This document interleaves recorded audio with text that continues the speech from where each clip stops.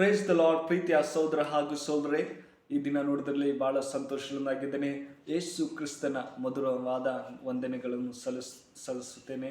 ಪ್ರೀತಿಯುಳ್ಳ ಮಕ್ಕಳೇ, ಕಳೆದ ವಾರ ಎಲ್ಲ ಅದ್ಭುತವಾಗಿ ಕಾಪಾಡಿಕೊಂಡು ಕಳೆದ ರಾತ್ರಿ ಎಲ್ಲ ಒಳ್ಳೆ ನಿದ್ರೆಯನ್ನು ಕೊಟ್ಟು ಈ ಮುಂಚಾಣ ವೇಳೆಯಲ್ಲಿ ನೋಡಿದ್ರಲ್ಲಿ ಬಹಳ ಸಂತೋಷವಾಗಿದ್ದೇನೆ. ಪ್ರೀತಿಯುಳ್ಳ ಮಕ್ಕಳೇ, ನಮ್ಮ ದೇವರು ಎಷ್ಟು ಪ್ರೀತಿಯುಳ್ಳ ದೇವರು. ಆತನ ಕೃಪಾ ವರಗಳೇ ಇಲ್ಲದೆ ನಮ್ಮ ಜೀವಿತದಲ್ಲಿ ಏನು ಮಾಡೋಕ್ಕೆ ಸಾಧ್ಯವಿಲ್ಲ. ಹೌದು ಪ್ರೀತಿಯ ಮಕ್ಕಳೇ, ಈ ದಿನ ದೇವರು ಒಂದು ಒಳ್ಳೆಯ ವಾಕ್ಯನ ಅನುಗ್ರಹಿಸಿದ್ದಾರೆ. ದೇವರು ನಮ್ಮನ್ನು ಕ್ಷಮಿಸುವಂಥ ದೇವರು. ಹೌದು ಪ್ರೀತಿಯ ಮಕ್ಕಳೇ, ನಮ್ಮ ಜೀವಿತದಲ್ಲಿ ಯಾರು ಕ್ಷಮಿಸಲಿಲ್ಲದಿದ್ದರೂ ದೇವರು ನಮ್ಮನ್ನು ಕ್ಷಮಿಸುವಂಥ ದೇವರು. ಅದಕ್ಕೆ ಆಧಾರವಾಗಿ ಲೂಕನ ಬರೆದ ಸುವಾರ್ತೆ 23ನೇ ಅಧ್ಯಾಯ 34ನೇ ವಚನ ನಿಮಗಾಗಿ ನಾನು ಓದ್ತೇನೆ. ದಯಮಾಡಿ ನಿಮ್ಮಲ್ಲಿ ಸತ್ಯವೇದವಿದ್ದರೆ ಧ್ಯಾನ ಮಾಡಬೇಕೆಂಬುದಾಗಿ ನಾನು ಕೇಳಿಕೊಳ್ಳುತ್ತೇನೆ.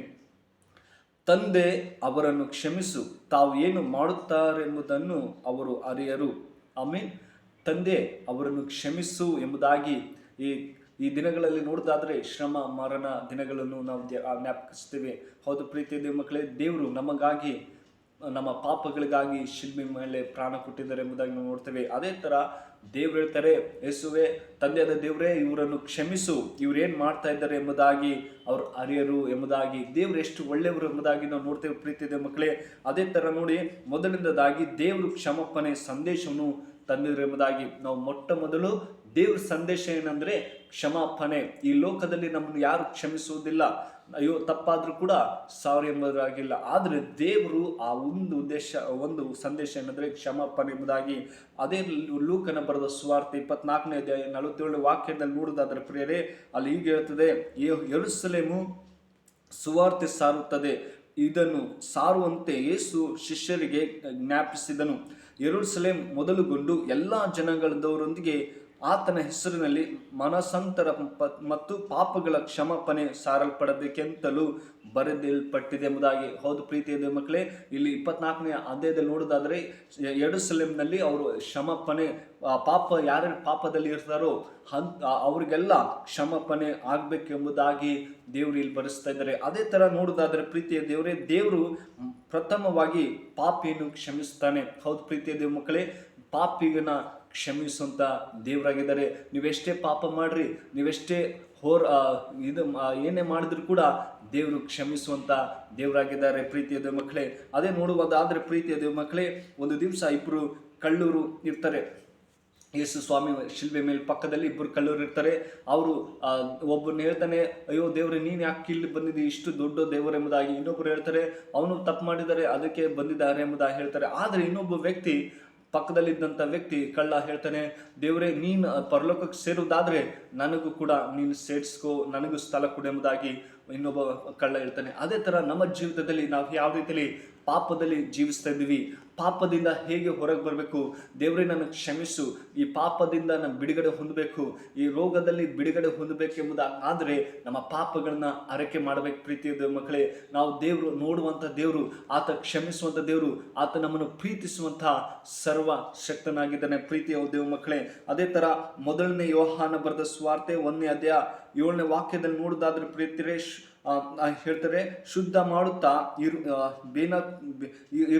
ಇರುವುದು ಬೆನ್ನಚ್ಚು ಕಲ್ಲುಗಳ ಮೇಲೆ ಸತತವಾಗಿ ಹರಿಯುವ ನದಿಯಂತೆ ನಮ್ಮನ್ನು ಶುದ್ಧ ಮಾಡುವ ಇಮ್ಮಾನುವೇಲನ ರಕ್ತದ. ಹೌದು ಪ್ರೀತಿಯ ಮಕ್ಕಳೇ, ಇಮ್ಮಾನುವೇಲ ಹಾಗೆ ಆತನ ರಕ್ತ ಯಾವ ಥರ ನೀರಿನ ಥರ ಇರುತ್ತದೋ ಅದೇ ಥರ ನಮ್ಮನ್ನು ಶುದ್ಧ ಮಾಡುತ್ತದೆ.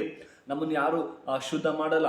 ನಾವು ಎಷ್ಟೇ ಕ್ಲೀನ್ ಆಗಿದ್ರು ಕೂಡ ದೇವರ ರಕ್ತದಿಂದ ನಮ್ಮನ್ನು ಶುದ್ಧ ಮಾಡುತ್ತಾರೆ ಎಂಬುದಾಗಿ ದೇವ್ರ ವಾಕ್ಯ ಹೇಳ್ತದೆ ಪ್ರೀತಿಯ ಮಕ್ಕಳೇ. ನಾವು ದೇವರೇ ನನ್ನ ಕ್ಷಮಿಸು, ಈ ದಿನಗಳಲ್ಲಿ ಬರೀ ಶ್ರಮಮಾನ ದಿನಗಳಲ್ಲಿ ಇಲ್ಲ ಮಾತ್ರ ಅಲ್ಲ, ಪ್ರತಿದಿನ ನಾವು ಶುದ್ಧರಾಗಿರ್ಬೇಕೆಂಬುದಾಗಿ ದೇವ್ರ ವಾಕ್ಯ ಹೇಳ್ತದೆ ಪ್ರೀತಿಯ ಮಕ್ಕಳೇ. ನಾವು ದೇವರಲ್ಲಿ ಪ್ರತಿದಿನ ಆತನ ವಾಕ್ಯಗಳು ಧ್ಯಾನಿಸ್ತಾ ಇರಬೇಕು. ಆತನಿಗಾಗಿ ನಾವು ಜೀವಿಸುವಾಗಾದರೆ ದೇವರು ನಮ್ಮನ್ನು ಸಹಾಯ ಮಾಡುವಂಥ ದೇವರು, ನಮ್ಮನ್ನು ಕೈ ಹಿಡಿದು ನಡೆಸುವಂಥ ಸರ್ವಶಕ್ತರಾಗಿದ್ದಾರೆ ಪ್ರೀತಿಯ ಮಕ್ಕಳೇ. ಅದೇ ಥರ ಹೇಳ್ತದೆ, ಪಾಪಿಗಳೇ ಮಾಡಬಾರದನ್ನು ಮಾಡಿದ್ದೇವೆಂಬ ಪಾಪಗಳಿಗಿಂತಲೂ ಅಧಿಕವಾಗಿ ಅದರಿಂದ ನಾವು ಕ್ರಿಸ್ತನ ರಕ್ತದ ಹೊರಗೆ ಒಂದು ಕ್ಷಣವೂ ಇರಲಾಗುವುದಿಲ್ಲ.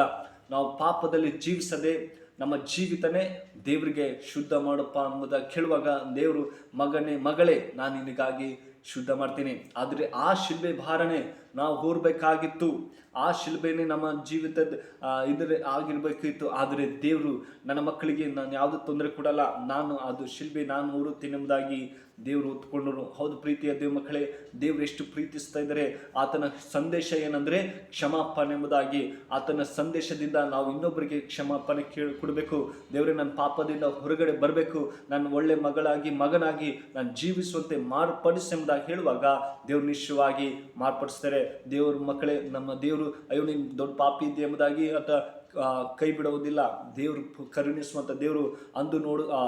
ಅಂದು ರಕ್ತ ಎಲ್ಲ ವ್ಯಭಿಚಾರಣಿ ಇವಳು ಎಲ್ಲರೂ ಕಲ್ಲೆಸ್ತಾ ಇದ್ರು. ಆದರೆ ಆ ಗೇರೆ ಹತ್ತುತ್ತಾರೆ, ನೀವು ಈ ಹೆಸರಲ್ಲಿ ಯಾರಿದ್ದೀರಿ ಎಂಬುದಾಗಿ ಕೇಳುವಾಗ ಎಲ್ಲರೂ ಕಲ್ಲೆಸೆದಿ ಓಡೋಗ್ತಾರೆ. ಅದೇ ಥರ ದೇವರು ನಮ್ಮನ್ನು ಪ್ರೀತಿಸುವಂಥ ದೇವರು. ನಾವು ಆತನನ್ನು ಕ್ಷಮಾಪಣೆ ಕೇಳುವಾಗ ದೇವರು ನಮ್ಮ ಪಾಪ ಎಲ್ಲ ಕ್ಷಮಿಸ್ತಾನೆ, ಆತನ ಒಳ್ಳೆ ಮಾರ್ಗದಲ್ಲಿ ನಡೆಸ್ತಾನೆ. ಈ ವಾಕ್ಯ ದೇವರು ನಿಮ್ಮ ಜೀವಿತದಲ್ಲಿ ಆಶೀರ್ವದಿಸಿ ಕಾಪಾಡಿ.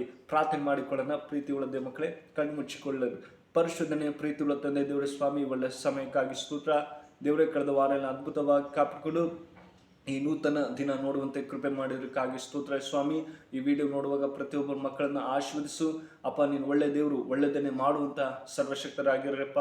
ನಿಮಗೆ ಸ್ತೋತ್ರ ದೇವರೇ. ನೀನು ಕ್ಷಮಾಪಣೆ ಒಂದು ಸಂದೇಶನ ಕೊಟ್ಟಿದ್ದು ಈ ಲೋಕದಲ್ಲಿ ನಮಗಾಗಿ, ನಮ್ಮ ಪಾಪಗಳನ್ನು ಶಿಲ್ಬೆ ಮೇಲೆ ಪ್ರಾಣ ಕೊಟ್ಟಿದ್ದಾರಲ್ಲಪ್ಪ. ಪ್ರತಿಯೊಬ್ಬರು ದೇವರೇ ಈ ವಿಡಿಯೋ ನೋಡುವಾಗ ಯಾರ್ಯಾರ ಪಾಪದಲ್ಲಿ ಎಲ್ಲ ರೀತಿಯಲ್ಲಿ ಬಿಡುಗಡೆ ಕೊಟ್ಟು ಅವನನ್ನು ಕ್ಷಮಿಸಿ ಒಳ್ಳೆ ಮಾರ್ಗದಲ್ಲಿ ನಡೆಸಬೇಕಪ್ಪ ಅಂತ ಪ್ರಾರ್ಥಿಸಿದರೆ, ಅವರು ಒಳ್ಳೆ ಆರೋಗ್ಯವಾಗಿ ಪ್ರಾರ್ಥಿಸಿದರೆ ಈ ಪ್ರಾರ್ಥನೆ ಕೇಳಬೇಕು.